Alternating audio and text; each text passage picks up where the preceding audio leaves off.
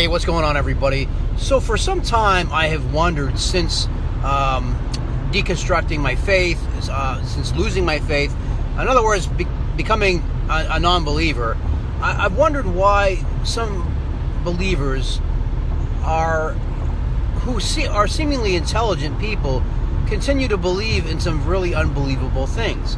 So as I'm sitting here thinking about this, and I reflect on my own life and sort of the mindset that I had when I was a Christian, I think the reason I believed in such unbelievable things like that there's an invisible sky man who is looking out for me, one is because at a very young age, I was instructed on these things and told that these things, it sort of shaped my formidable mind at a very young age and shaped my reality before I was even really able to kind of determine that for myself, because obviously you trust what adults tell you, and you believe that what they're telling you is true, and if you're at a young age where you're not really that inquisitive, or you're not able to really think critically about things that are being presented to you, you naturally just embrace it and adopt it as part of your reality, and that's what I did with Christianity as a young person,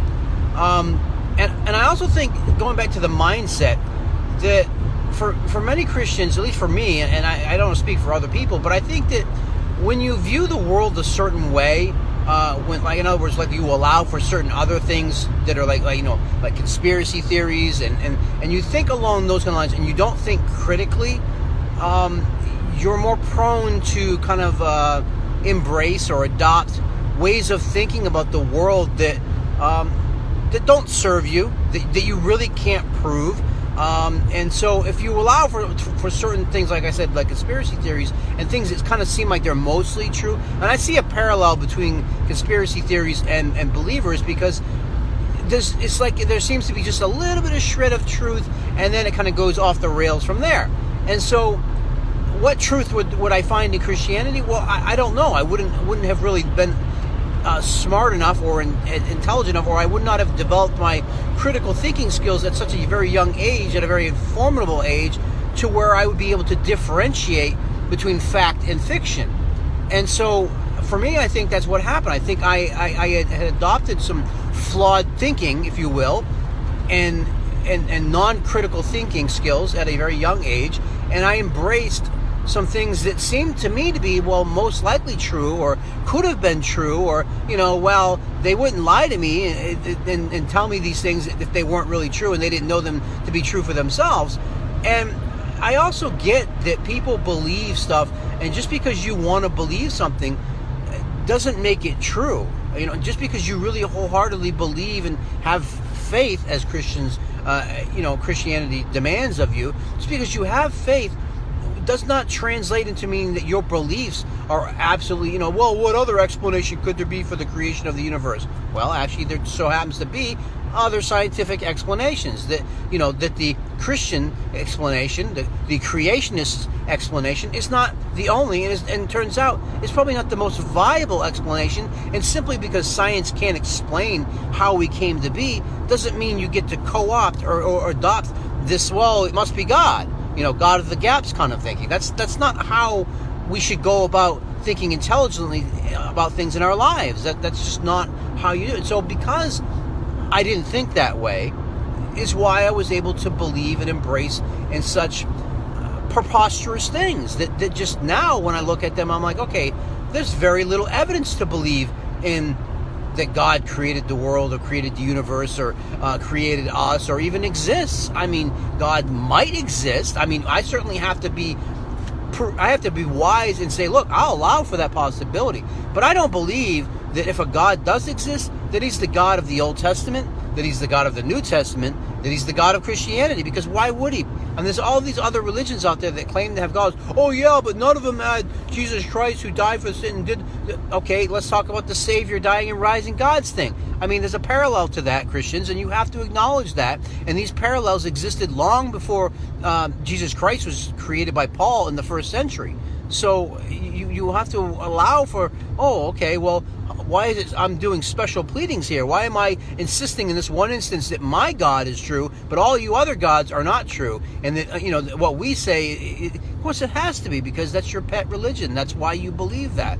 So anyways, what I wanted to just encapsulate in this video was I think the reason believers accept preposterous things and unbelievable things, one is because they want to, but I also think it's a flawed thinking that they have. It's that they don't look upon these things, these assertions that Christianity makes, with a well-trained eye, with a critical eye. They are already probably predisposed,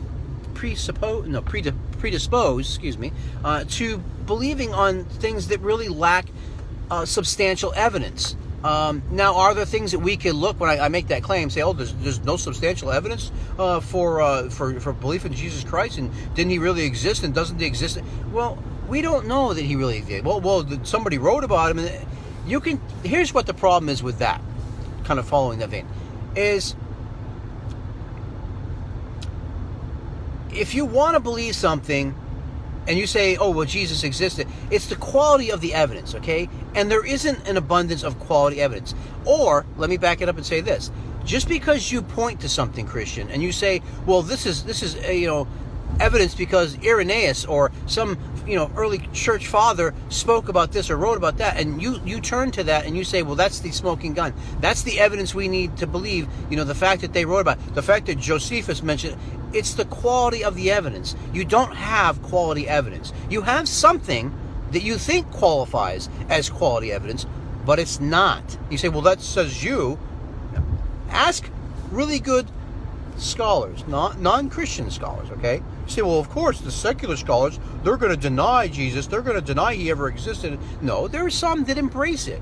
There are some that believe, like Dr. Bart Ehrman, who believes that, okay, Jesus existed, and no one refutes that. So he holds his scholarly reputation because he, not unlike the mythicists, doesn't say that Jesus never existed. But he doesn't believe, and he's just one man, of course, but he doesn't believe that Jesus did all those miracles. But he at least concedes. So yes, there are people out there that are in this scholarly community that do believe that. But when you look at the evidence, okay, is it really good quality evidence? And the answer is no, it's not. It's not. There is reason to doubt that Jesus may not have really existed. And so you can turn to those people to hear what their arguments are. I'm not going to go ahead and regurgitate them right here, right now. But anyhow, there isn't quality evidence, okay? This stuff you Christians refer to and say, well, there's plenty of evidence, and William Lane Craig has laid out, or Dr. Gary Habermas, or any of the number of other people who, who've gone out there and tried to do apologetics will point to.